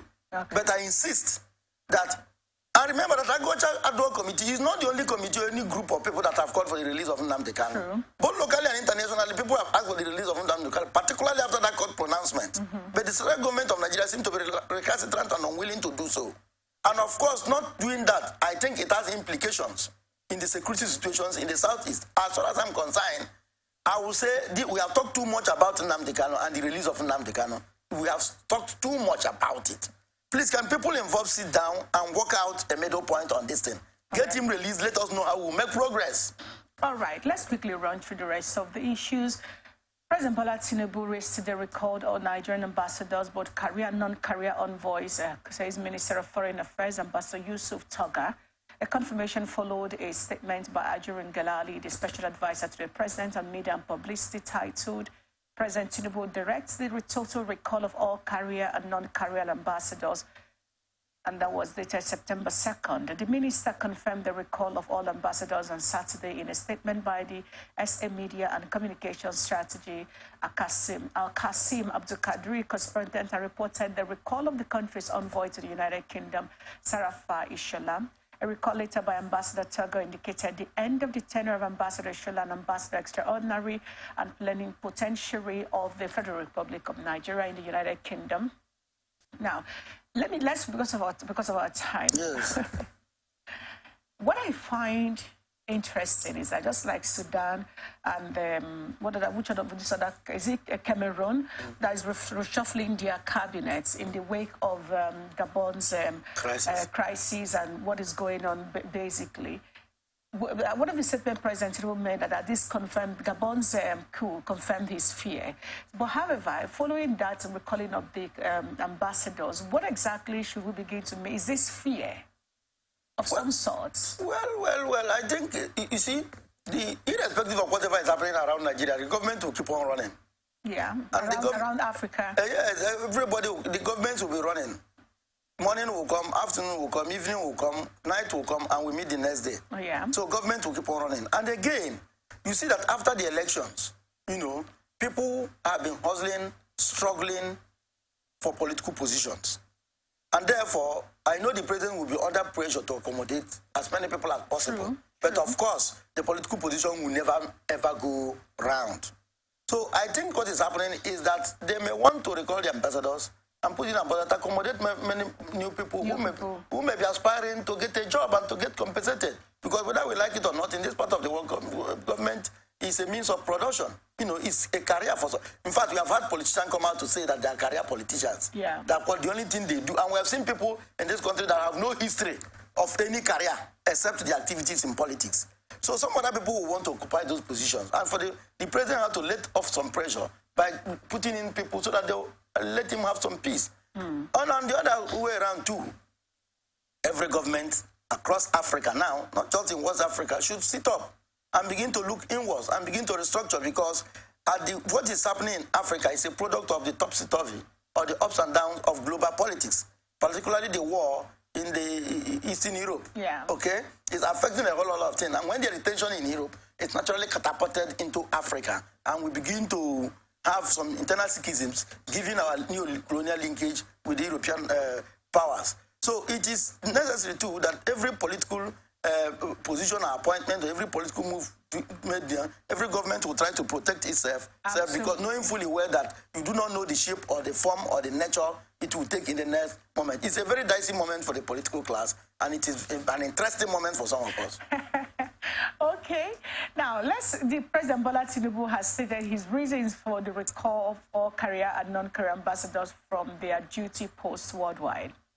The Minister of Foreign Affairs, Ambassador Yusuf Tugo, had earlier confirmed that the ambassadors were recalled, but did not state the reason. Well, President Bola Tinubu has directed the recall of all career, non-career ambassadors from their duty posts worldwide. The President's directive is sequel to his careful study of the present state of affairs at Nigerian consulate offices and embassies worldwide.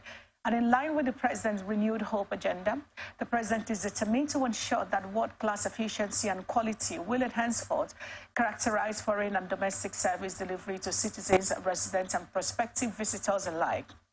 The statement added that Nigeria's United Nations permanent representatives in New York and Geneva were exempted from the recall in view of the upcoming United Nations General Assembly holding later this month. So it's because of the renewed hope agenda to ensure that things are properly consolidated the way he wants it to be. Of course, it's a new government. All of these are expected. However, this recall right now, at this very moment, well, we can't really say we should give him time, to be fair. But how much of this can actually protect his interests if push comes to shove? Because you just said, oh, people need to know who they can trust in all of this. Well, you see, a lot of changes must be made by the political class, if they are wise, and made fast. And you see, you must set up a structure that gives you fast and immediate communications to allow for strategic maneuvers on the shortest notice. And to do so, you have to put people who have traveled the political journey with you, or people you have confidence and trust with, or people who can bear responsibility and whose existence, political existence, comfort, and future is determined on the present system, and whose loyalty should be beyond 100%. So, it is necessary for him. It is very, very important and strategic for him. Remember, in the political thinking of the ruling class in Africa, the welfare or the services given to the common man or to the state is not what they are thinking. They think of their own political survival. And of course, the state exists as a leverage for them to operate. They see the state as just a leverage. Once the political parties catapult them into power, they seize on power and use that power and use the state paraphernalia as a leverage to advance their own political and economic interests. So that is just it. It's not as if they protect the state, knowing that the state is the umpire or the arbiter that provides, that lays the golden egg in order for the survival of the well-being of the masses. No, the state for them is just like an instrument, you know, a point of action from which you operate. So the UN representatives and that of New York were not called back. Yes. And then we're told that it's because of the UN meeting that will be taking place in New York where the president himself will be. Now, if these people were appointed by the last administration, they were there almost at the same time. Now, if you're going to recall an ambassador, what is the rush? Because you already knew you had this meeting in New York. These people are going to be there. What's the rush? Why couldn't he just wait and say, okay, after the meeting, you recall everyone and everything does? Because this is going to affect the process of whatever he needs to do in New York and all of that. So what's the essence of the rush with which this is done now? But he didn't recall the ones in the U.S. where the meeting will be taken. That's what I'm trying to say. He recalled others. He didn't record them. So that they will remain for the meeting in New York. Possibly after the meeting, you tell them to proceed on. Why couldn't he wait and then recall all of them after the meeting? The meeting is not going to be forever. No. I wanted to, you know, he wants to take it. Look, listen, I understand, seated here, that the president will be under, you know, a lot of people lost out in the ministerial slot. In fact, for the first time, our senatorial position got up to, they said 45. 45. We've actually 48. 3 were dropped. 48 people. I guarantee you, those people who have dropped will be other people may replace them. Yeah, okay. One for Kaduna, for instance. Good. So our ministerial position got up to 48. In fact, a certain governor has 40 commissioners. a certain governor has 40 commissioners. You can see the pressure on the system to be accommodated. All these things are to check balance. Now, some of those people who were dropped are threatening hell and brimstone, and there are potential explosion points for the president and for the party.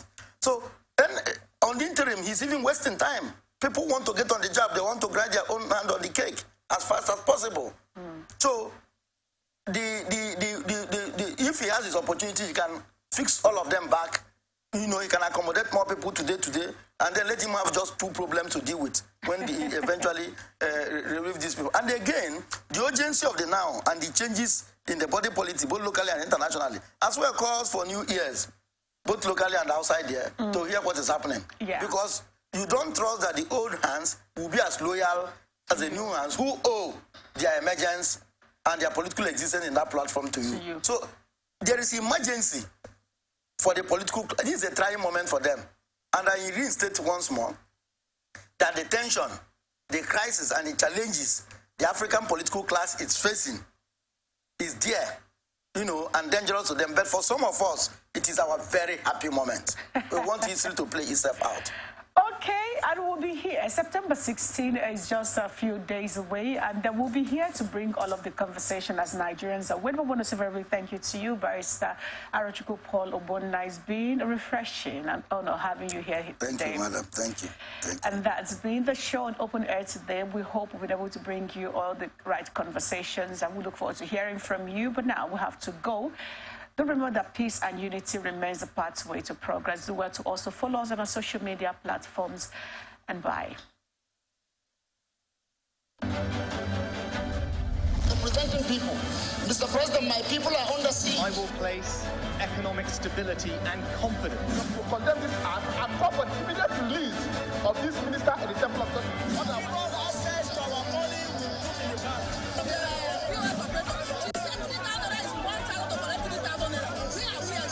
I've always said there are 2 sets of people on earth, the oppressors and the oppressed. And in between are the cowards and the hypocrites, which I... No matter how tough the challenge, how high the obstacles, we all